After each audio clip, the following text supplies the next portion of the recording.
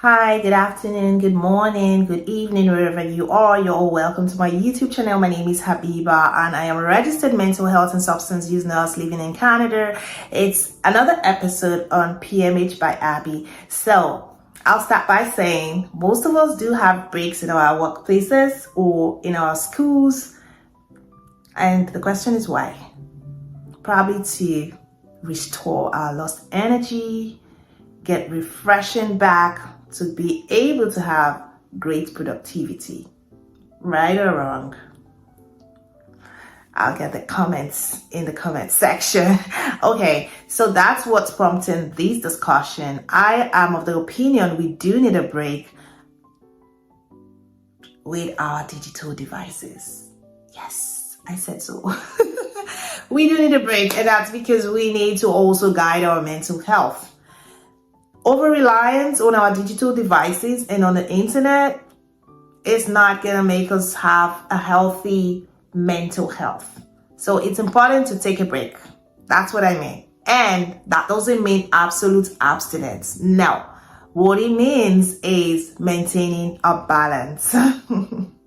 So when we say maintaining a balance, I will be telling you those things that makes it seem you should take strike a balance.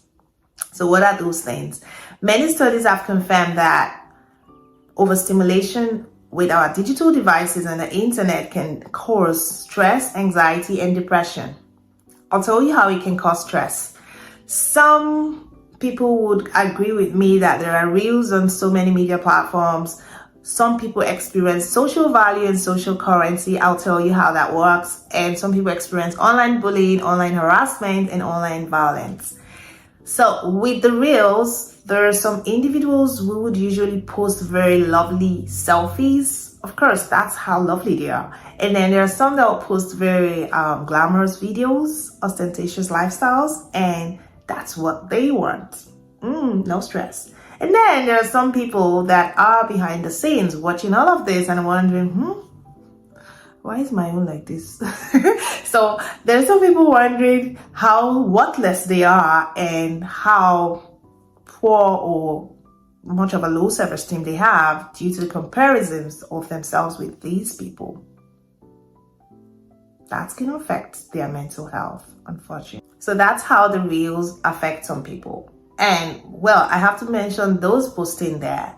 With those posting there, most of all these platforms are monetized, and when it's monetized, they get paid if they have higher numbers of subscribers, if they have higher numbers of followers, or they have so many likes. With many likes and all of this, it makes you excited. What do you think? You're getting more money because you're just posting something out there, and that causes so much motivation for them to do more.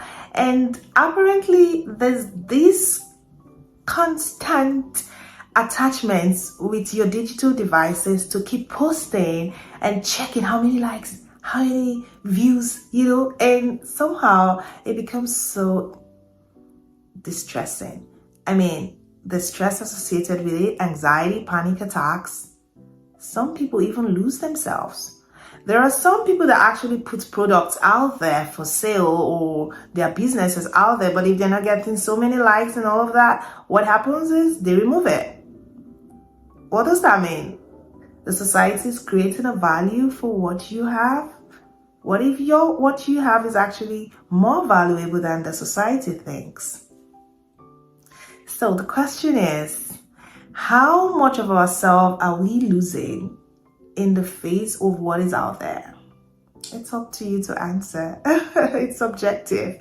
Well, there's also the part that if you are not very strong in your personal sense of self, you might begin to lose your self-esteem and totally become depressed. Some people have gone into online bullying. Some people do express how they've been trolled and that has affected their mental health. That's another issue. It's so bad that some people have taken their lives due to this. And it's so bad that some people have been kidnapped due to this. Sad enough,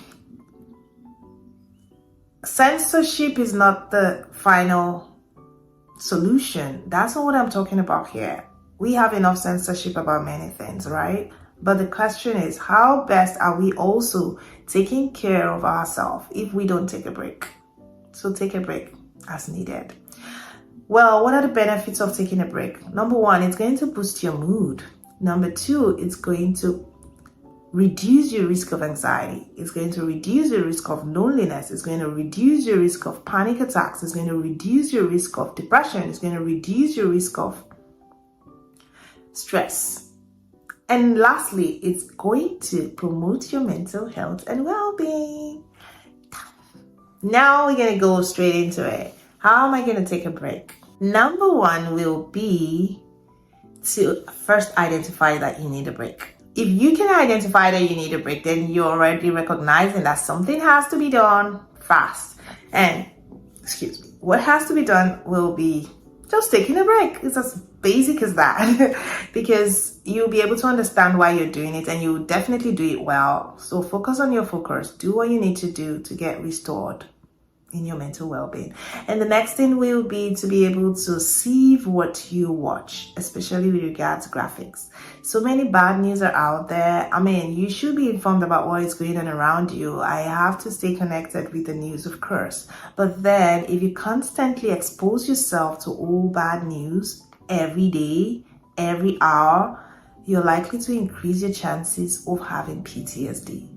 And that will be actually similar to the people involved in the disasters. I'm talking about bad disasters like tsunamis, the war, the crimes, so many things happening in various parts of the world. Psychologists did say that the constant exposure to all of these graphics can actually cause PTSD and would increase one's chances of having mental illness in the future. So apparently my own recommendation is, of course, listen to the news, but then don't constantly have a pattern with negative news every day. And when you feel you need to get more news, I mean, there are different trusted sites where you can also get information from. I mean, even reading, we don't read anymore these days. I think that's something we should also look into. Well, there's also the aspect of understanding how to manage your time on the devices and the internet.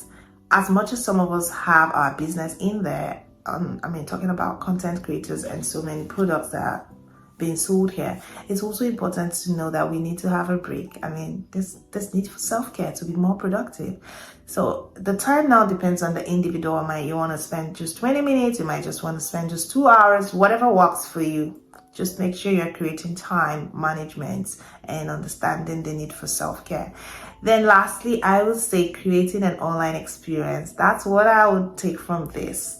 I mean, that's what I'm just doing. I'm leaving it. Live by this.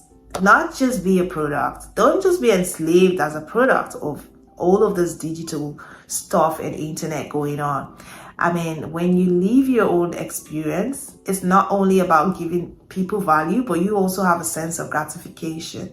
And also, we can always model good behaviors. I mean, in the schools, in the hospitals, everywhere we go, there are consequences for bad behaviors. And there are also the fact that most of us are so disciplined when we know there are consequences. And so we don't go about bullying, we don't go about discriminating, we don't go about creating violence and all of that. Why don't we just maintain that standard online as well and try to be modeling good behaviors online? I hope this is helpful for someone, and I hope you guys gained something out of it. Thank you all for watching as always, and I appreciate if you could subscribe, like, and share after watching this. Thank you so much. Don't forget to see me next week. Bye.